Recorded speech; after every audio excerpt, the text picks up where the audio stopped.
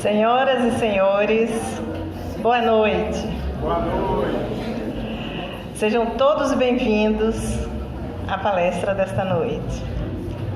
E é com grande satisfação que daremos início ao terceiro dia da 27ª Semana Espírita de Irecê, com o tema central, o saber espírita na transformação do ser. Gostaríamos de agradecer a presença de todos vocês que saíram de casa nesta noite fria, para estarem aqui. Lembrando aos que têm interesse em conhecer a doutrina espírita, que o próximo curso básico, que é composto por 20 aulas, terá início de uma nova turma no próximo dia 24/7, sempre às quartas-feiras. Inscrições na livraria. Às quartas-feiras, às 20 horas, Paulo? Inscrições na livraria.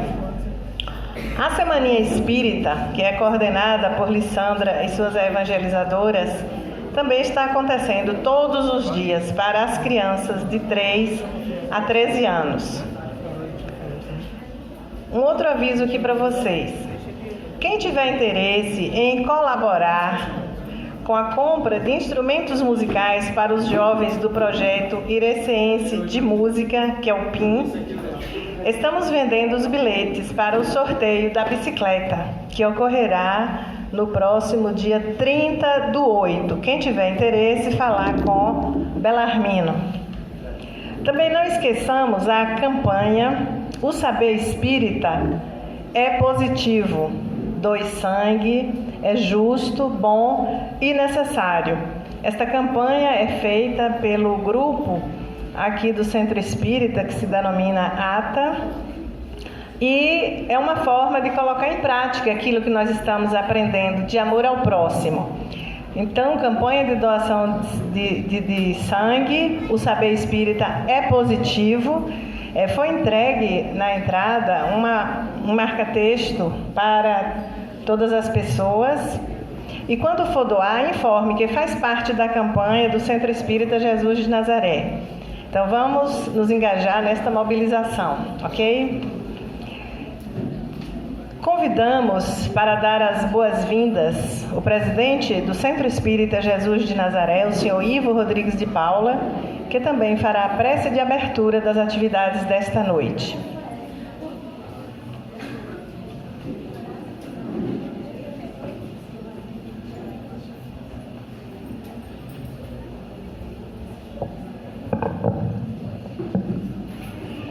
Boa noite a todos e a todas presentes. Desejamos uma estada feliz nesta noite e mais uma palestra de nossa Semana Espírita. Desejando a todos que se sintam à vontade. Saudamos também os representantes de centros espíritas, especialmente os nossos também palestrantes, Sócrates Donato, da noite, e o nosso palestrante de amanhã, Marcos Elesbão, que já se encontra em nossa cidade. Vamos elevar os nossos pensamentos nesse momento ao alto, mentalizando o Cristo.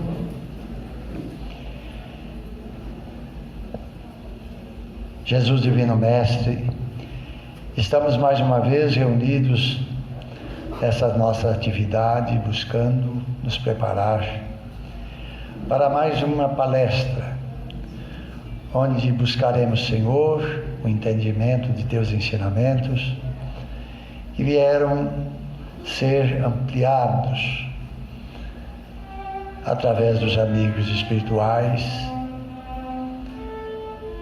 codificada em nossa doutrina espírita. Abra as nossas mentes à compreensão desses sábios ensinamentos e que possamos, assim entendendo, despertar para a vivência em cada dia. Que tenhamos nesta noite o equilíbrio, a harmonia, para que os nossos sentimentos possam se voltar para a prática do ensinamento evangélico que nos ensinasse, que é o amor a Deus, nosso Pai, sobre todas as coisas, e ao nosso próximo, como a nós mesmos.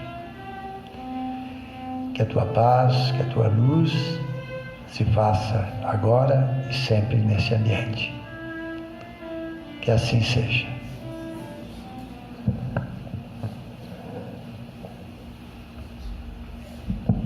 E agora convidamos o professor do PIN, Programa Ireceense para a Música, Alain Rezedar, para a apresentação de um número musical.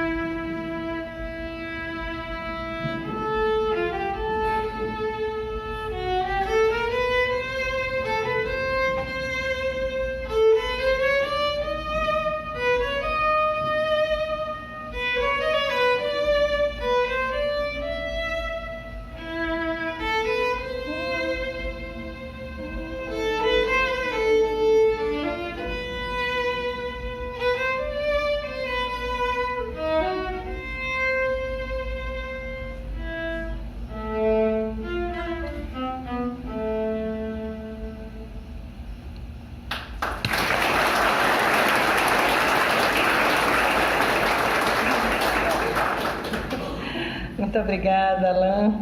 Isso para confirmarmos que o Espiritismo é ciência, é filosofia, é religião e também é arte, né? Por isso, Bellarmino se preocupa tanto com este grupo de música aqui, o PIN, né? Programa Ireceense de Música. Sábado, né? Sábado a orquestra vai se apresentar toda aqui. E agora, para proferir a palestra da noite, do nosso terceiro encontro com o tema Educação Moral e Espiritismo, o palestrante Sócrates Donato. Sócrates Donato é bacharel em Ciências Contábeis, com especialização em Auditoria e Mensuração Contábil, auditor fiscal da Secretaria da Fazenda do Estado de Pernambuco, professor de Auditoria e Perícia Contábil da Faculdade de Ciências Aplicadas e Sociais de Petrolina, FACAP, estudante de Psicologia na Universidade Federal do Vale do São Francisco, Univasf, e palestrante do Movimento Espírita. Então, com vocês, Sócrates Donato, com os aplausos.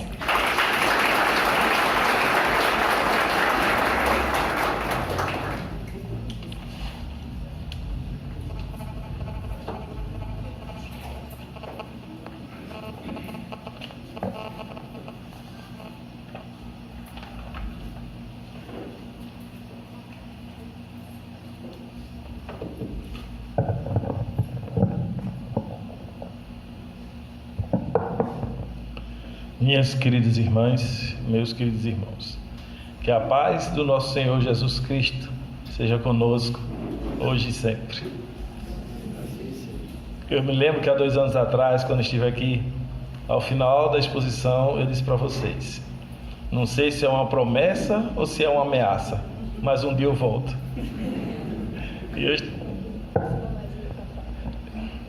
E eu estou aqui hoje de volta. Não sei se cumprindo uma ameaça ou se cumprindo uma promessa.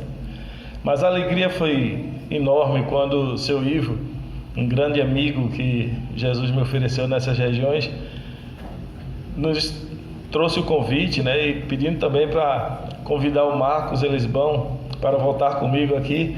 Está constituindo uma nova dupla sertaneja lá em Petrolina, já está ficando famosa, para onde vão, os dois estão juntos.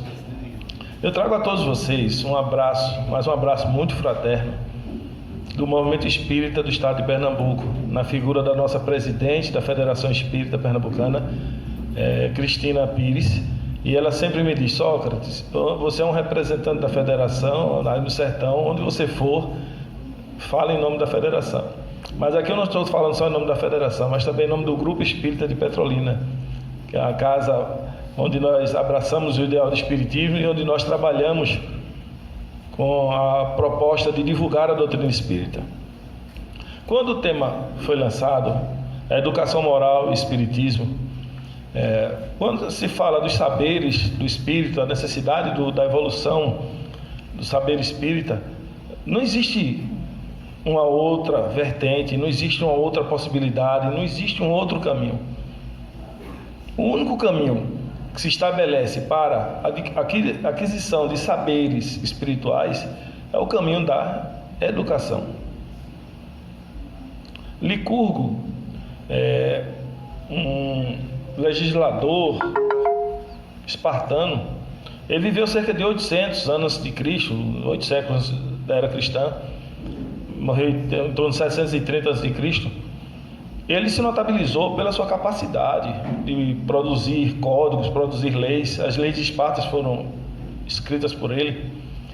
E ele foi chamado certa feita para falar no parlatório sobre educação. E ele, nessa oportunidade, ele chegou, trouxe 2 gaiolas.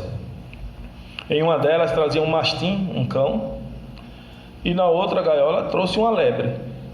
Ele soltou aqueles 2 animais no palco e todos ficaram encantados com as brincadeiras, com a afetividade entre aqueles animais, porque começaram a brincar, a lebre pulava, o cão lambia aquela lebre, e os 2 brincando de uma forma muito amistosa. Ele pegou, recolheu aquele cão, recolheu aquela lebre e trouxe outras 2 gaiolas. Dessa vez, quando ele abriu a gaiola da lebre, ela começou saltitante. Quando ele abriu a gaiola do mastim, todos esperavam que a cena fosse se repetir. Mas aquele cão partiu raivosamente para cima daquela lebre e a destroçou diante do público. Que o que ele quis trazer como lição foi o que ele colocou após aquelas cenas. Ele disse: o que vocês testemunharam aqui não é outra coisa senão o efeito da educação. Aquele primeiro cão e aquela primeira lebre foram criados de forma amistosa, foram criados comendo juntos, brincando juntos, trocando afetividades. Então esse cão, ele foi educado a respeitar e a preservar aquele outro animal. Já os 2 exemplares em seguida, aquele cão, ele foi totalmente isolado. Ele foi colocado para viver conforme os seus instintos. E vivendo conforme os seus instintos, ele não fez outra coisa senão o que vocês viram. Ele atacou, matou, destruiu. Então a educação é o caminho transformador da conduta. A educação é a maneira como você conduz o indivíduo à aquisição de valores que fazem parte do conjunto de conduta moral de uma sociedade, de um grupamento. O exemplo que ele deu com o cão nós devemos trazer também para a nossa espécie, o ser humano. Se você deixa uma criatura largada por sua conta, ela vai descer ao nível dos seus instintos e vai começar a cometer atos que estão em desacordo com os princípios e valores da sociedade. Mas quando se assume o papel de educar aquela criança, quando se assume o papel de fazer com que ela adquira hábitos pautados nos valores morais da sociedade, você fará com que aquela criança ela se erga como um cidadão de bem dentro da sociedade. Porque o papel da educação é justamente esse: formar cidadãos de bem. Quando a gente vai ver no Livro dos Espíritos, Allan Kardec, ele fez um comentário após a questão 685, falando da lei do trabalho, a 685A, onde ele perguntou aos espíritos se uma pessoa que não pode prover o seu sustento por suas forças, se deve ser sustentado pelos mais jovens. Os espíritos dizem que sim, que a responsabilidade dentro da sociedade é de você ajudar as pessoas que já estão mais velhas, porque é cíclico isso, né? Quando foram jovens, eles ajudaram os mais velhos da sua época. E Allan Kardec começa a falar da questão da ciência econômica, que envolve essas questões do trabalho. A ciência econômica, ele diz que ela não encontrará solução, não encontrará uma saída se ela deixar de lado a figura da educação. A economia não se ajustará. Veja que Allan Kardec falou isso lá em 1857. Isso é um comentário dele. Que a economia, a ciência econômica não se ajustará, não passará de uma teoria se ela não levar em consideração a educação. E para ser fiel ao texto dele, ele diz: não a educação intelectual, mas a educação moral. Não ainda a educação moral pelos livros, mas a que consiste na arte de formar caráter ou caracteres, que dá os hábitos, porque a educação é um conjunto de hábitos adquiridos. E o que é um hábito? O hábito é a prática reiterada de uma ação, de uma atitude. Você veja que uma criança, todos aqui já foram crianças, e aí a grande maioria tem crianças no seu lar, na sua convivência. Todas as crianças, elas nascem dentro de uma ignorância, dentro de uma inocência, de uma pureza, mas que ela precisa ser condicionada.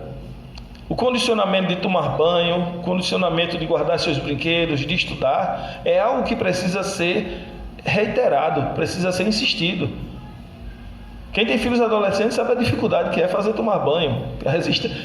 E morando aqui em Irecê com esse frio todo, aí falar em banho aqui é até complicado. Então vejam que a insistência é que vai fazer com que o indivíduo adquira aquilo como um hábito. Ele torne aquilo um hábito na sua vida. Quando você habitua a criança às práticas saudáveis, as práticas morais que a sua família estabeleceu como princípios da formação moral da família, você está educando essa criança ao desenvolvimento de virtudes. E essas virtudes serão fundamentais para que o indivíduo se erga na sociedade como um cidadão de bem. Quando você negligencia esse papel de educador moral, de educador para o bem, você está dando margem para que ele desenvolva hábitos que são nocivos, que nós chamamos de vícios. Os vícios tornam-se nocivos porque é uma prática reiterada que o indivíduo adquire de algo que não é bom, ou para a sua saúde, ou para os valores morais da sua coletividade.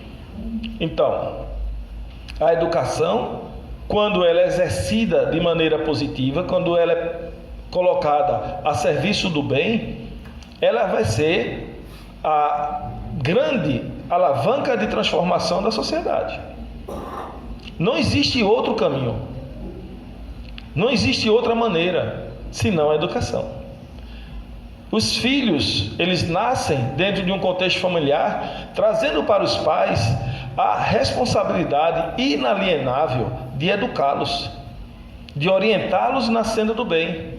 Quando nós negligenciamos esse nosso papel, nós nos tornamos extremamente responsáveis pelos desastres que venham a ocorrer no futuro dessa criança.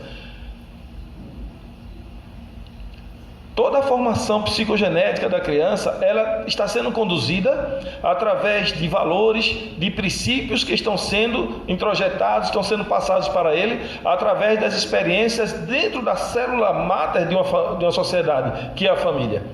No momento em que dentro do contexto familiar, os pais orientam a criança a não mentir, a não roubar, a fazer tudo aquilo que para eles fazem parte de um contexto moral, fazem parte dos valores e princípios norteadores da conduta, você está fazendo com que essa criança ela leve para a sociedade esse exemplo que ele está colhendo dentro de casa.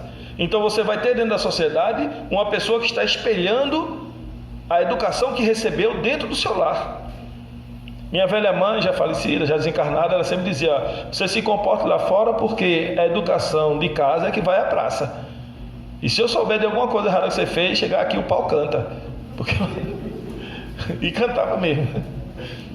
Porque isso, a responsabilidade vai sempre recair dentro de casa, dentro do lar, porque cabe aos pais esse papel de introduzir caracteres, introduzir valores, amadurecer o caráter dessa criança, para que mais tarde ela possa, no exercício da sua escolha, no exercício do seu livre-arbítrio, ela possa estar orientada por princípios e valores que a conduzam às melhores escolhas, que impeçam que ela seja sugestionada ou seja conduzida por valores negativos que a sociedade lá fora, fruto da falta de educação em outros lares, possam promover na sua inter-relação dentro da sociedade.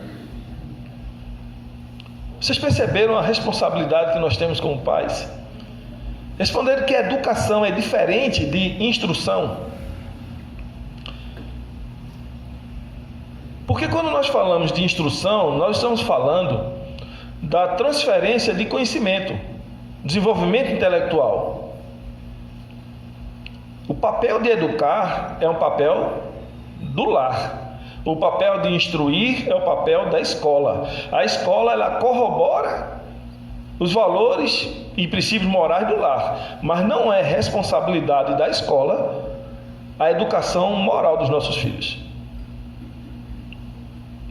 Não é a escola que tem que ensinar o nosso filho a dar bom dia, boa tarde, boa noite. Não é a escola que tem que ensinar o nosso filho a não pegar o que é alheio. Isso ele tem que levar de casa.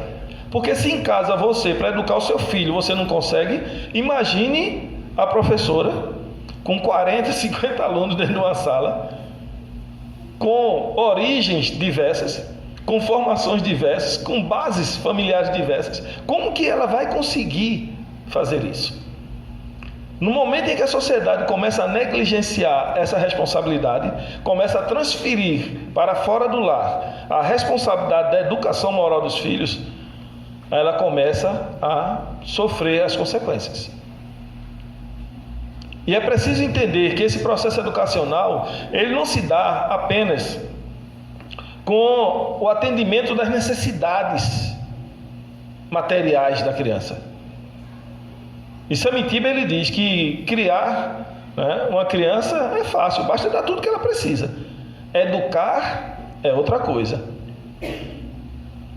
Porque você, para criar seu filho, dê comida, dê roupa, dê um smartphone, né? Hoje em dia está tudo resolvido. Agora, educar exige determinadas atitudes, determinadas condutas, que se você não toma, você mais tarde vai responder gravemente pelas consequências. Uma das coisas que mais tem sido apontada como problemas é a incapacidade dos pais de dizer não. Dentro de um processo de autossabotagem na educação dos filhos, os pais muitas vezes, por não darem a tempo e a atenção necessária a esse processo, transferem isso para babás, para creches, para escolas. E a tentativa de compensar passa pela entrega de tudo aquilo que a criança pede. Seja o presente mais caro que for, seja a diversão mais cara que for, acaba compensando aquela ausência no processo educacional. E com isso, o que é que provoca? Provoca na mente da criança uma dificuldade enorme com algo que é fundamental e que acontecerá conosco durante toda a nossa vida, que são as frustrações. Os números de crianças, adolescentes cometendo suicídio são alarmantes. Infelizmente, a imprensa não divulga por causa de um tabu que diz que quando se divulga, estimula o cometimento de suicídio. Eu particularmente discordo disso. Mas tudo isso tem sido estudado na psicologia como sendo a fragilidade que nós criamos no processo educacional dos nossos filhos, por não estarmos preparando, não estarmos educando os nossos filhos para o não, para a frustração. Porque a vida em algum momento vai fazer isso. A vida em algum momento vai dizer a ele que não. E quando ele não foi preparado para isso, ele acaba não tendo condições, estruturas psíquicas. Existe uma confusão muito grande, a gente vê isso no meio acadêmico até às vezes, entre moral e ética. As pessoas acham que são a mesma coisa, que são sinônimos, e não são. Uma coisa é uma coisa, outra coisa é outra coisa. E é preciso a gente entender para não misturar as coisas. Porque a moral, ela é o conjunto de valores e de princípios que norteiam a conduta do indivíduo dentro de uma sociedade. Ou seja, aquilo que são valores morais para nós aqui no Brasil, não significa que esses mesmos valores vão ser aplicados lá no Oriente Médio, lá no Afeganistão. A sociedade, ela, a partir das convivências, ela vai estabelecendo dentro dessas relações o que é aceitável e o que não é aceitável. E quem faz o estudo, quem faz essa avaliação de valores é a ética. A ética, ela é investigativa, ela estuda os nexos que existem entre a atitude, a ação e as consequências dessa ação. E a partir daí ela passa a dizer, dar significado para esses valores, para esses princípios, para essas atitudes. Mas a moral é a assunção que a sociedade faz em torno desses princípios. A moral, ela é normativa. Se o indivíduo inventar tirar a roupa e andar nu aqui, ninguém vai aceitar. Por quê? Porque isso é uma atitude imoral. Porque dentro desse contexto aqui, esse comportamento não é aceito. Mas se o indivíduo for para Tambaba, lá na Paraíba, que é uma praia de nudismo, se ele tentar entrar de roupa, ele vai ser expulso. Ele não vai ser aceito. Porque dentro daquele ambiente, a norma, a conduta moral ali é todo mundo andar pelado. Percebam como esses valores, esses princípios vão sendo estabelecidos de acordo com os ambientes, de acordo com as sociedades. Então a moral, ela se constrói dessa maneira. Ela se constrói através de uma avaliação ética das condutas e comportamentos, mas não dentro do aspecto individual. Porque a ética, ela não desce ao aspecto individual. Ela não analisa o ato concreto. A ética, ela analisa o que é que está por trás, o que é que conduziu o indivíduo ao cometimento daquele ato, para tentar explicar o porquê dessas atitudes, o porquê dessas transformações. Essas mudanças que vão ocorrendo, inclusive as mudanças normativas, as mudanças morais, elas vão surgindo por conta de um amadurecimento da consciência humana, amadurecimento das relações dentro da sociedade, vão fazendo com que aquilo que eram princípios e valores em determinado tempo, ele passe a ser modificado por outros princípios e valores. E essas mudanças, elas vão ocorrendo dentro do relacionamento, dentro da conduta, e cabe à ética justamente explicar os porquês dessas mudanças. E aí vem a necessidade de nós estarmos discutindo com os nossos filhos, mas com essa consciência de que nada é definitivo. Todo esse processo é um processo de transformação e de mudança e que o indivíduo precisa compreender, porque a moral vai estar estabelecida justamente na escolha que o indivíduo faz diante das opções que ele tem de agir. E na hora que ele tem mais de uma opção para agir, significa que nesse momento ele vai sofrer uma avaliação moral pela sua atitude. Mas se ele não tiver opções, se ele não tiver escolha, ele não pode ser avaliado moralmente. Já que não foi dado a ele escolha, então não tem por que ele ser julgado moralmente. Mas percebam que na vida nós estamos sempre diante desses desafios. A todo momento, entre ir e não ir, entre comer e não comer, entre fazer e não fazer, existe sempre o nosso livre-arbítrio. E esse livre-arbítrio ele vai ter sempre uma consequência. E educar moralmente os nossos filhos é nós darmos a eles a maturidade necessária para que eles compreendam isso. Não é definir para eles quais as respostas que eles têm que dar.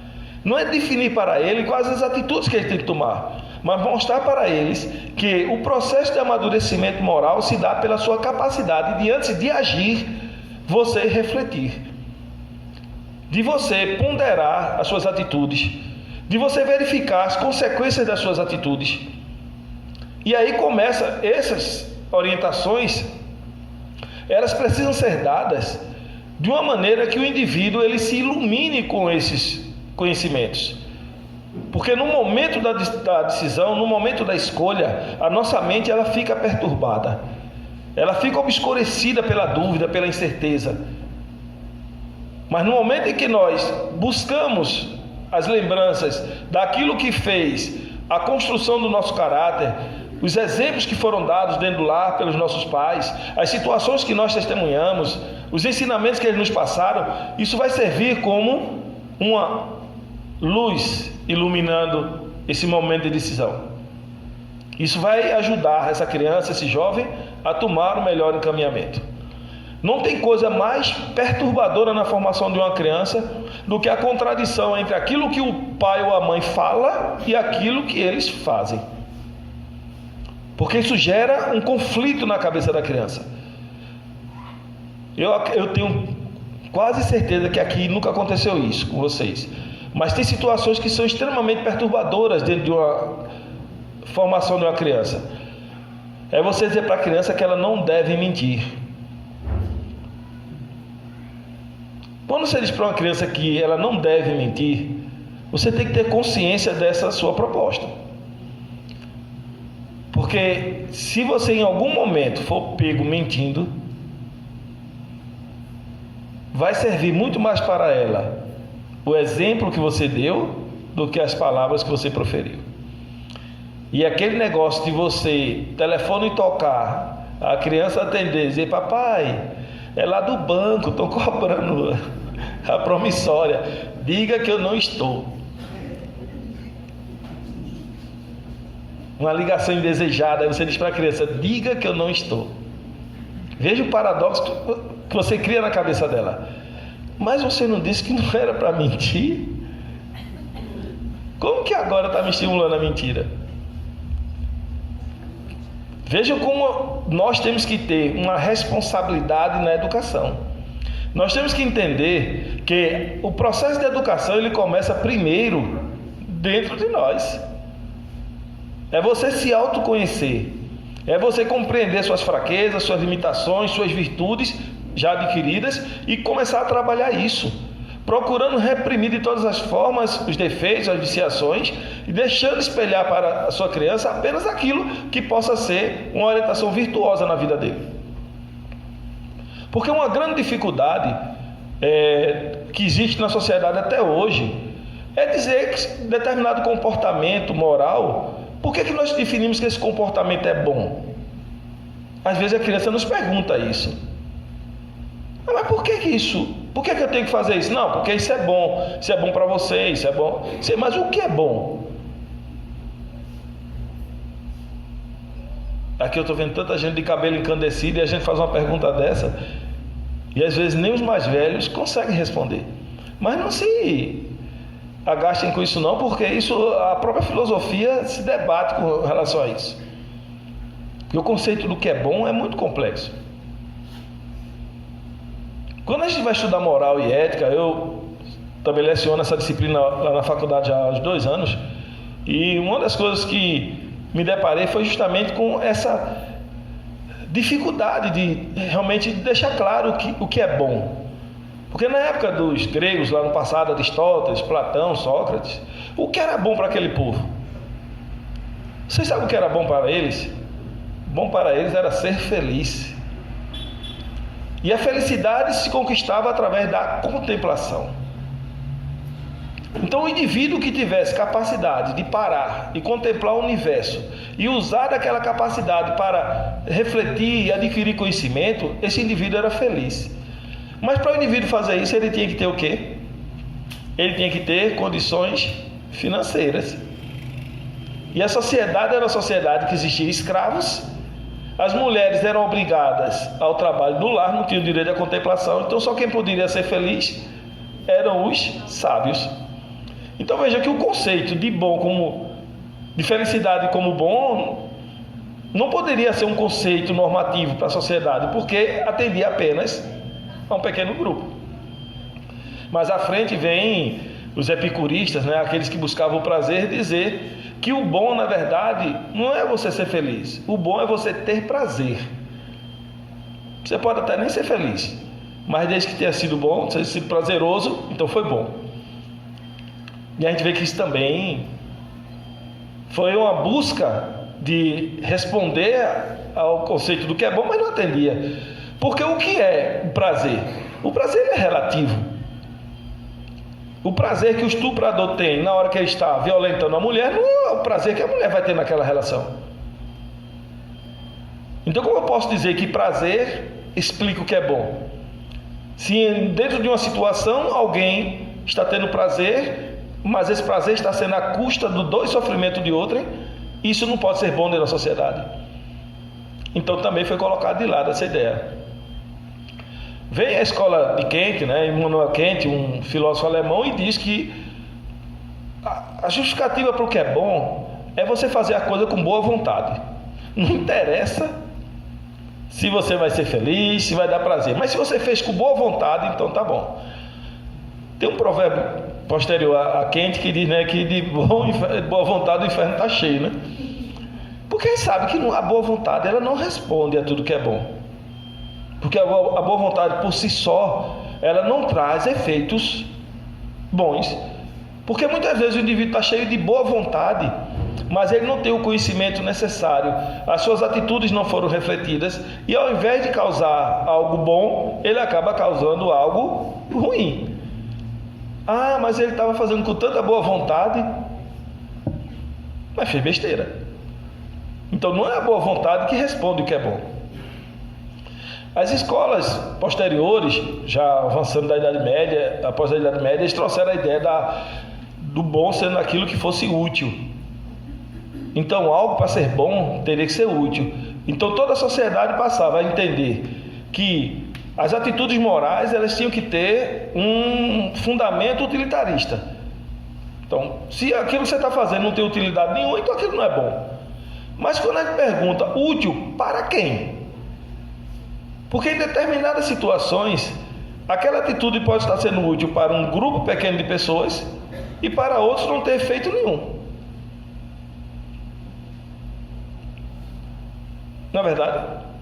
Então, se a utilidade não consegue alcançar o total da sociedade, então esse conceito utilitarista também foi deixado de lado. O que se discute de forma mais contemporânea é a teoria dos valores, onde esses valores precisam ser discutidos, precisam ser debatidos, e o que realmente deve ser considerado como bom é aquilo que estabelece uma harmonia entre o indivíduo e a sociedade.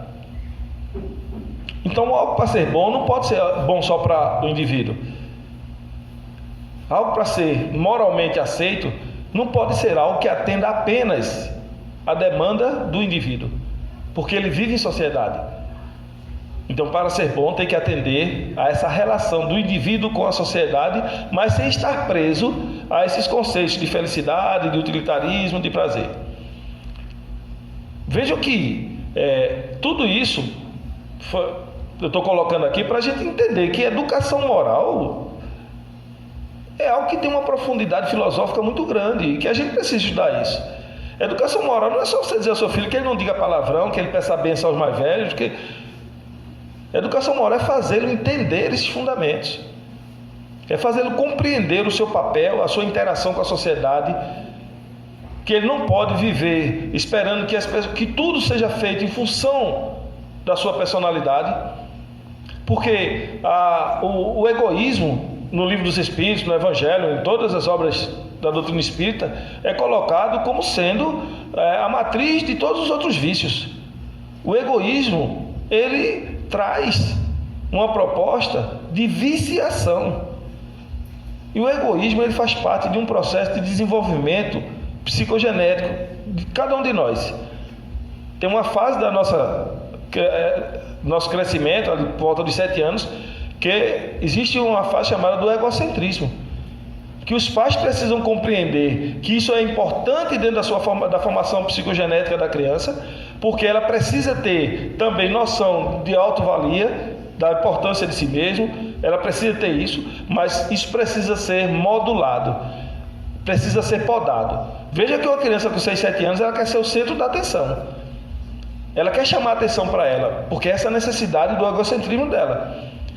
Não se pode reprimir de forma absoluta, nem se pode estimular. O que tem que fazer ela compreender é que ela tem a sua importância dentro da família, ela tem a sua importância dentro do grupo de amigos, e ela compreenda isso respeitando também os valores dos outros. Então, dentro desse processo de educação moral, fazer o indivíduo se compreender como espírito, fazer o indivíduo se compreender como parte de uma sociedade em que ele está responsável pelo desenvolvimento dessas outras personagens, isso é importantíssimo para que o indivíduo não venha mais tarde sucumbir na sua missão evolutiva aqui na Terra. E o Espiritismo nos chama a atenção disso.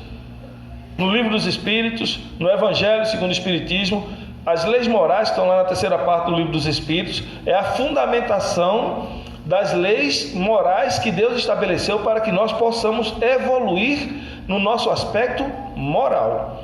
Porque o desenvolvimento intelectual, ele antecede esse desenvolvimento moral. O desenvolvimento intelectual, ele é fundamental para que você aprenda a ler, a compreender, a entender as relações. Mas o ensinamento moral, ele é a consolidação desses caracteres que conduzem o indivíduo a uma transformação da sua personalidade. Porque nós, quando nascemos, nós não somos apenas um composto orgânico que vai ser modelado e vai ser orientado pelos pais na vida presente.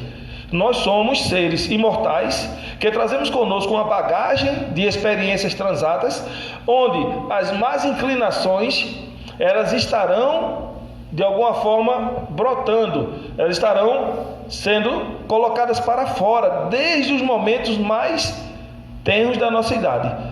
E é nesse momento que os pais precisam estar atentos, ajudando esse espírito, porque eu não sei se vocês sabem disso, mas nossos filhos são espíritos. E isso é algo que é preciso termos consciência, porque muitas vezes nós tratamos nossos filhos como se fossem anjos, como se fossem irretocáveis. Não, eles são espíritos. E espíritos dentro de um processo evolutivo que estão muito mais próximos da sua primitividade do que da sua angelitude. São espíritos que estão naquela expressão de pureza da infância, mas trazem consigo todo um cabedal de experiências, de vivências, que precisam ser percebidas através das suas manifestações já na infância, para que se possa, a partir dali, remodelar aquela criança. É como uma planta que você coloca no seu jardim, que você deve desde cedo perceber quais aqueles galhos que você não interessa que se desenvolvam, e você deve já cortar desde cedo. Porque se deixar que aqueles galhos se desenvolvam, mais tarde a ruptura desse galho vai causar muito mais sequelas na planta. A mesma coisa na criança. Se você deixar que um vício se estabeleça, vai ser muito mais difícil de você retirar esse vício da criança, desse adulto. É melhor você trabalhar desde cedo, orientando para que ela não aceite, ela se assuma apenas aquilo que você está dando para ela como sendo os elementos norteadores da sua conduta, para que ela se livre das suas más inclinações, das suas más tendências.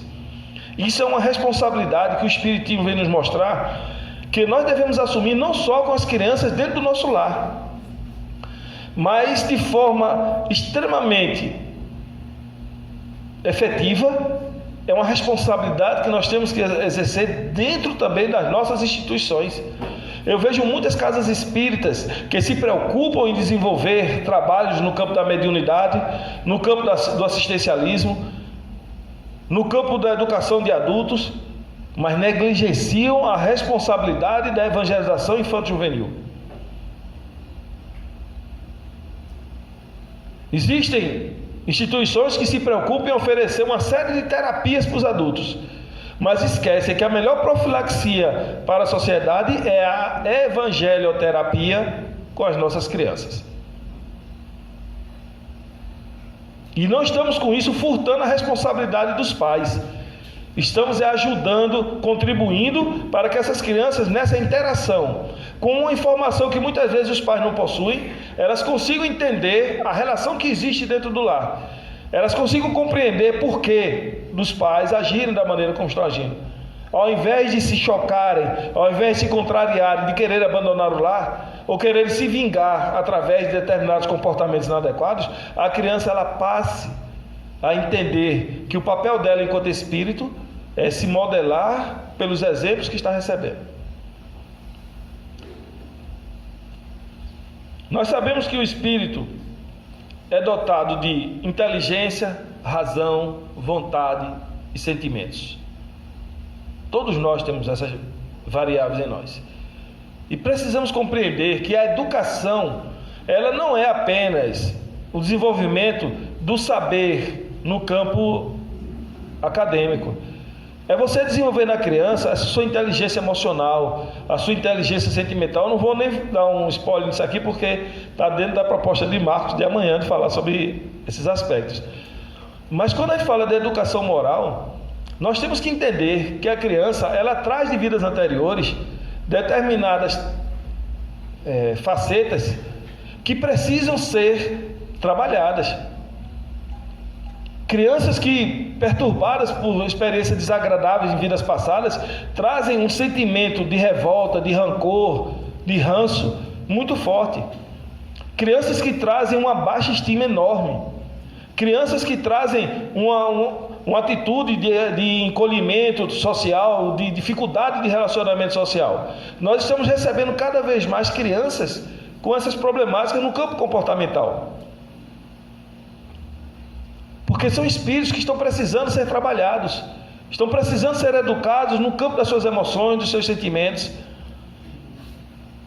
Por isso que vem de alguma forma obnubilados na capacidade intelectual, para que eles possam ser trabalhados nos seus outros saberes, ser desenvolvidas as suas outras vertentes.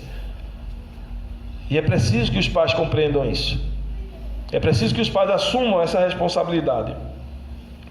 A educação moral, segundo o Espiritismo, ela passa por alguns pontos fundamentais.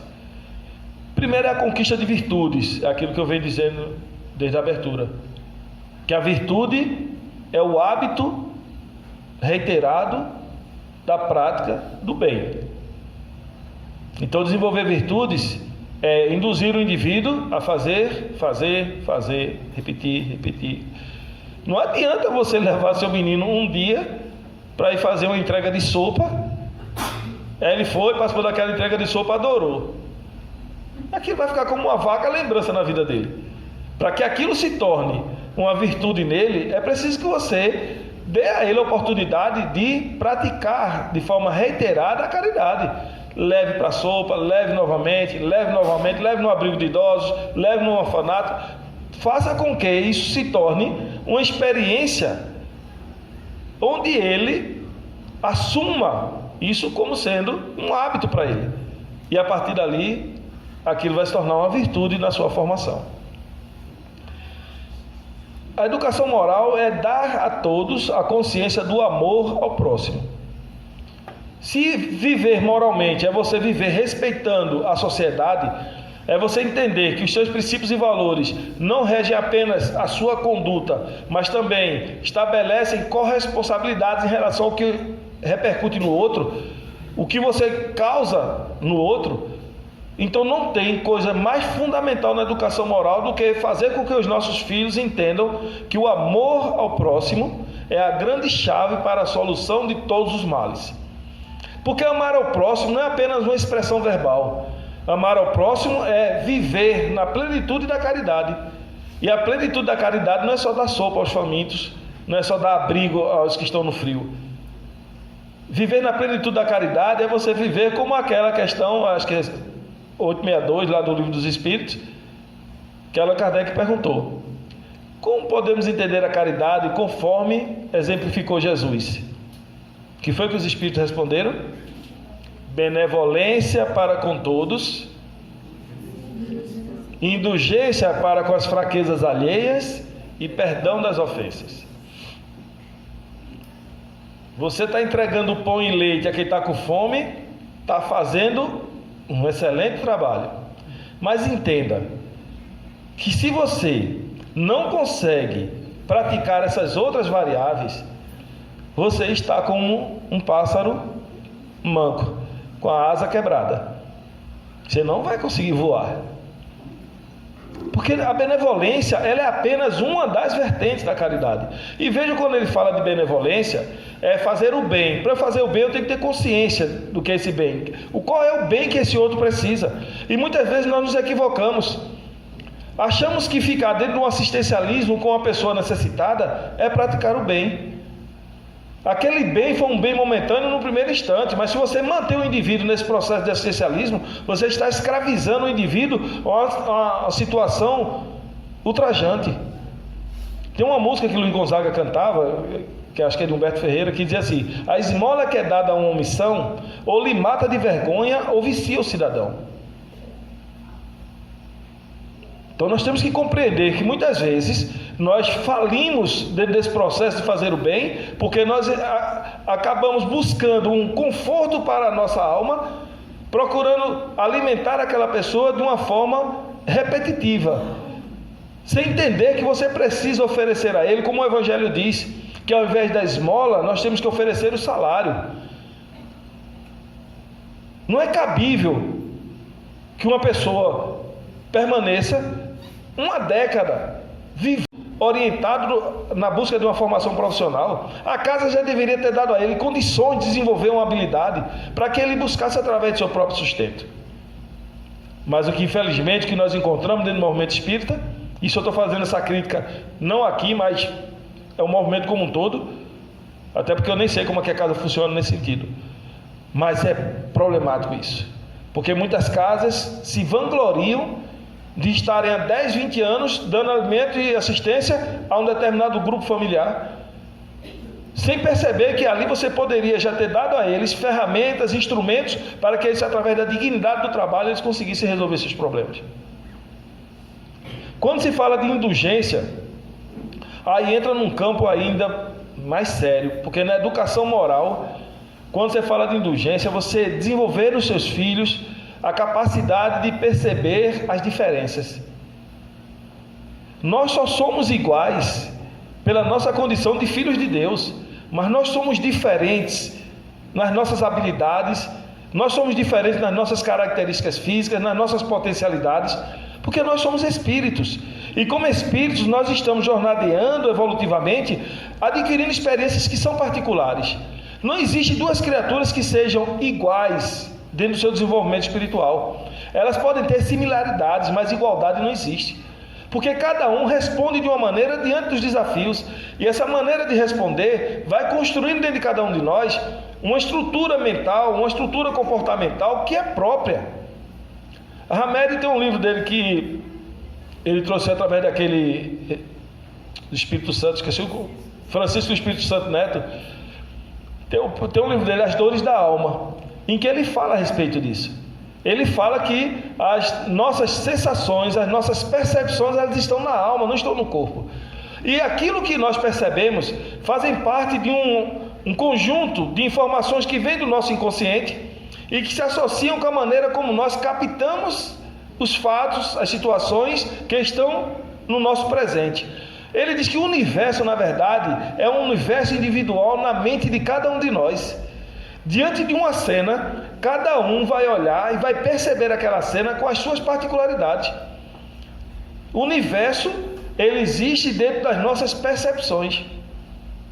Então nós precisamos oferecer para as crianças referências que permitam que, na hora que elas vejam uma situação, na hora que elas estejam diante de um conflito, diante de uma situação, elas tenham referenciais que ajudem essa criança a construir dentro dela um universo positivo, um universo favorável. Um exemplo clássico: os pais chegam em casa e dizem: eu estou morto, não aguento mais de trabalhar. Pense que eu estou doido para me aposentar. E está aí o presidente sem deixar querer deixar ninguém se aposentar mais. Aí, eu estou doido para me aposentar, eu não aguento mais trabalhar. Aí você chega dentro de casa e diz isso. Aí está lá um moleque, 8, 9 anos de idade, escuta um troço desse. O que é que você está dizendo para ele? Qual é o pensamento que ele vai construir em torno do trabalho? Que trabalho é ruim, trabalho é uma desgraça, eu não quero trabalhar, eu queria era viver na... Não é isso. Veja que isso é uma construção que você está fazendo na cabeça dele. Você está espelhando e dando a ele elementos que façam com que ele perceba o trabalho como sendo algo ruim. Aí quando é demitido, quando fica desempregado, aí fica se lastimando, né, andando de porta em porta pedindo emprego. Ao invés de se lamentar, agradeça sempre. Dê sempre o testemunho ao seu filho da sua capacidade de gratidão a Deus.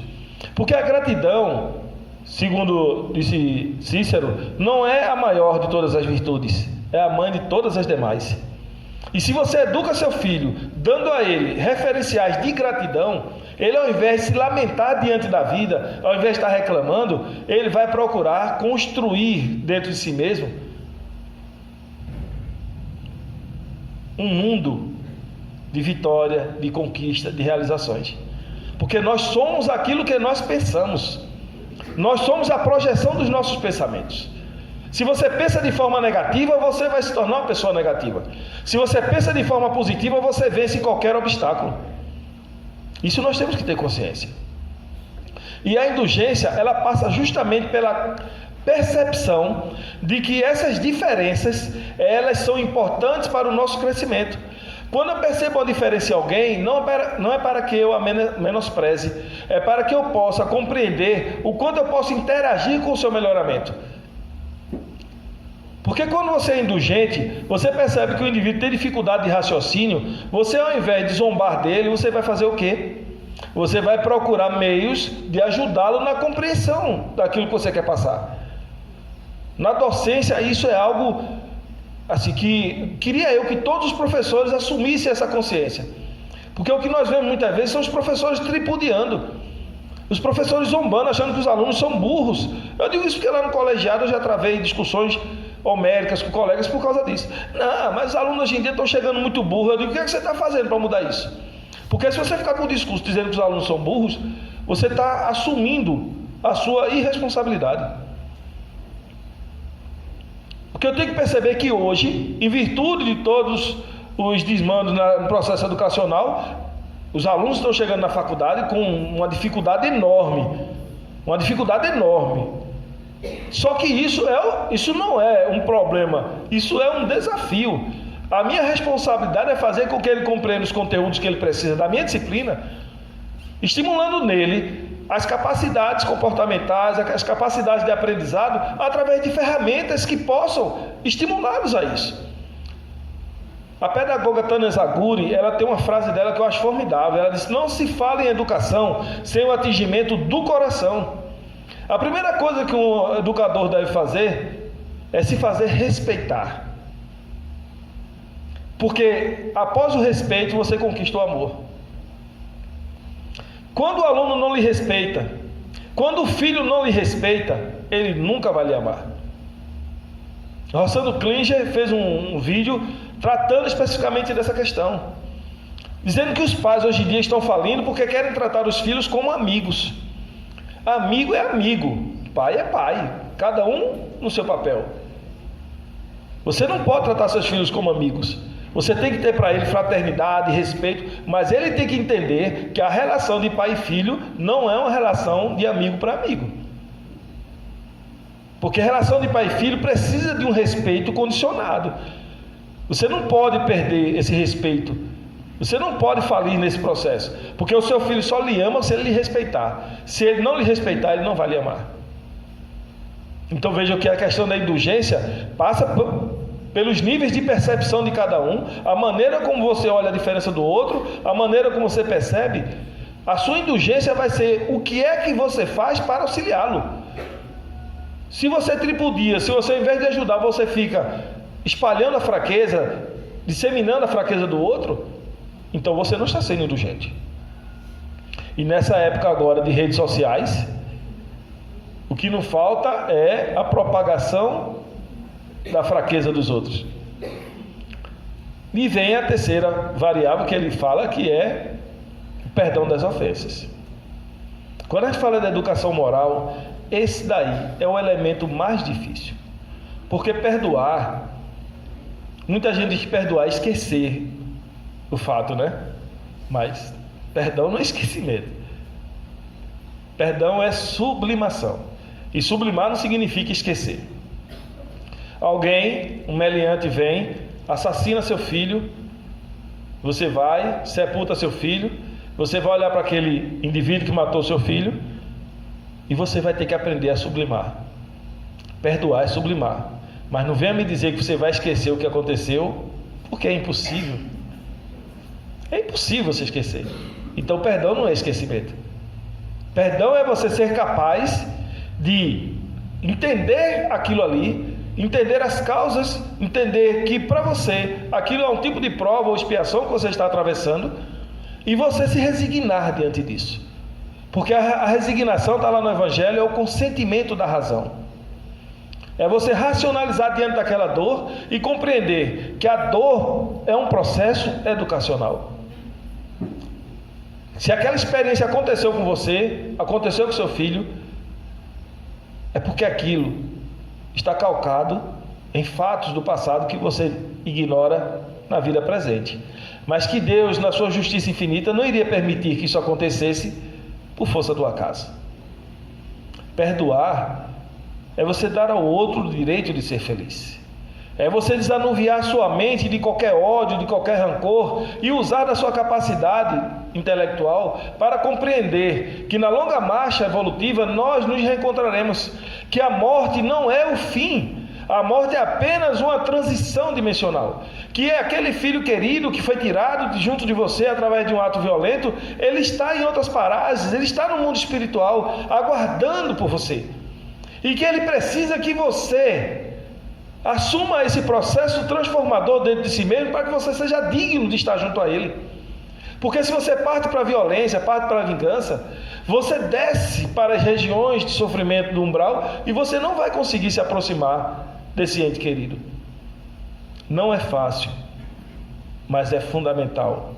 Por isso que Jesus disse que devemos perdoar 70 vezes 7 vezes cada falta que soframos. Então, quando a gente fala de educação moral, nós precisamos aprofundar os nossos estudos no Livro dos Espíritos, na parte terceira, onde fala das leis morais. O Espiritismo, Allan Kardec deixou isso bem claro no Evangelho, que das 5 formas que podemos dividir o cristianismo, ele se ateve apenas ao aspecto moral do Cristo. E o aspecto moral do Cristo é justamente isso. É você entender que a proposta do cristianismo é uma proposta de evolução espiritual. É uma proposta de vitória contra si mesmo. De lutarmos contra os nossos vícios. De lutarmos contra as nossas más inclinações. De nos tornarmos criaturas melhores. Nos aprimorarmos através das lutas travadas no dia a dia. Compreendendo que estamos apenas aqui de passagem. Que somos espíritos, herdeiros do universo, e dentro desse processo de evolução, cabe a cada um de nós a responsabilidade de nos tornarmos cada dia melhor do que ontem, cada manhã melhor do que hoje, porque isso é que vai consolidar dentro de nós a nossa evolução moral. Tem um poema de Casimiro Cunha que Chico Xavier recebeu naquele livro Parnaso de Além Túmulo, né? São vários poetas que escrevem através dele. E esse poema de Casimiro Cunha, ele exalta para nós a importância do Espiritismo. Allan Kardec colocou no livro A Gênese que a fraternidade ela é a pedra angular da transformação social. E a fraternidade ela só se consolida através de uma educação moral. Casimiro Cunha escreveu, e ditou, e Chico escreveu esse poema, e eu gosto sempre de recitá-lo porque ele mostra para nós qual é o papel do Espiritismo.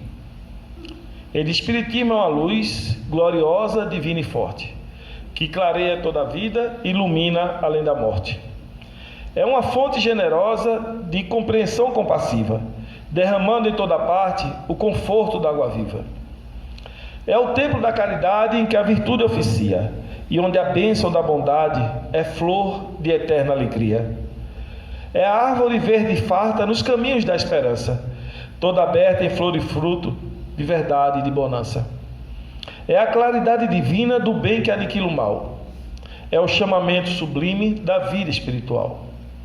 Se buscas o Espiritismo, norteia-te em sua luz. O Espiritismo é uma escola e o mestre amado é Jesus. Que louvado seja o nosso Senhor Jesus Cristo. Que glorificado seja Deus, nosso Pai Todo-Poderoso. Que Deus abençoe todos os corações aqui presentes, encarnados e desencarnados. Que dentro desse clima fraternal, desse calor humano, até o frio que eu estava sentindo lá fora já passou. Estou me sentindo extremamente agasalhado pelos corações de vocês. E mais uma vez eu digo aquela frase: não sei se é uma promessa ou se é uma ameaça, mas um dia eu volto. Beijo carinhoso no coração de cada um.